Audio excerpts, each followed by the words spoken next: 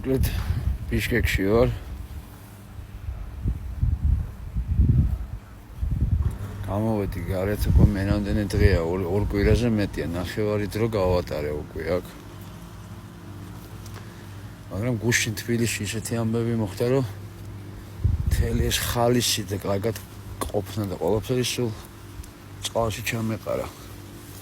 თითქოს ისე ვინერვიული, რომ მეთქი ჩემს შულს რამე არ მოხვედროდა ვიღაცა ნაძირალები რომ ჩამოიყვანეს. კუთმაგარი გონება ჩლუნგი სასტავი რომ მოვიდნენ და ბავშვებს რო ურტყავდნენ. მაგან დამბრიდა რა. აი ამდენი ვართ. თითო ბავშვის განადგურებას ჩათვალეთ, რომ უფრო პატარას გხდის ისედაც პატარა ქვეყანას.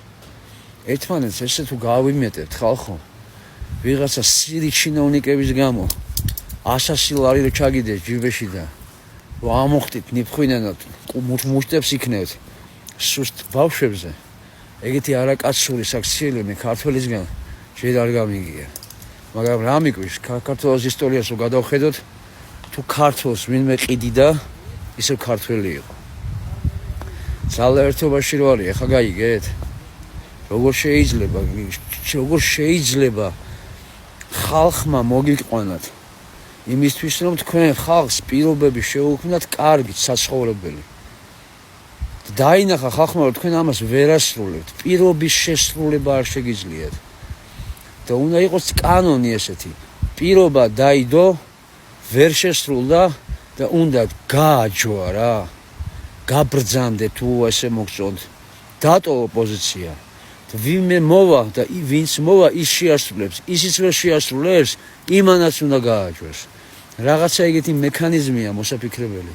თორე ესე ყოველი მთავრობის მოსვლაზე ახალგაზრდები გამოვლენ, იმიტომ რომ სულ შესრულება არ ხდება პირობების და ეს არის ძალიან შეურაცხყოფელი. ყოველთვის გამოვა ყველა ახალგაზრდა უნივერსიტეტები იქნება ეს თუ რა საიდან სოფლებიდან ჩამოსული ახალგაზრდები, ყველას უნდა ცვლილებები კარგისკენ. და თქვენ მარტო თქვენი ტრაკის გასიებულ ტრაკის სითბოზე ფიქრობთ და ეს არ გამოვა, თქვენ აფუჭებთ საქმეს. ამდენი წელია 9 აპრილის თემას აჯვავთ, ასე ვთქვათ. და ეგ არის ერის ღალატი. ჩემთვის ეგ ერის ღალატია. მთელი ცხოვრება მიტინგზე ვდგევარ, დავიღალე რა.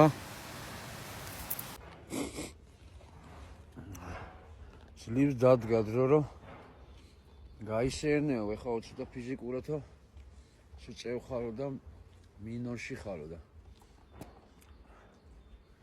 გაისერნეო რა. просто ისეთი მზე არის, რომ ვერ ვიყურები თვალებში. მაგრამ ძალიან მაგარი ამინდია.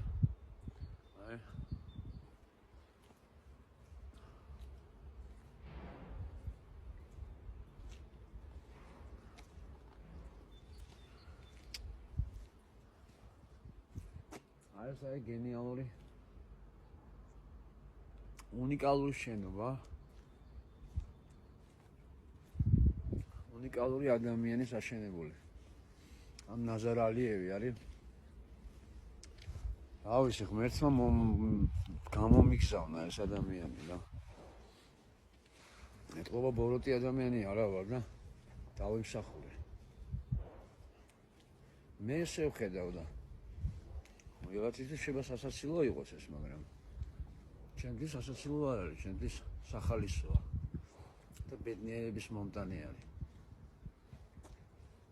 ვინმე ძლივს ვიგრძენ თავი ადამიანად.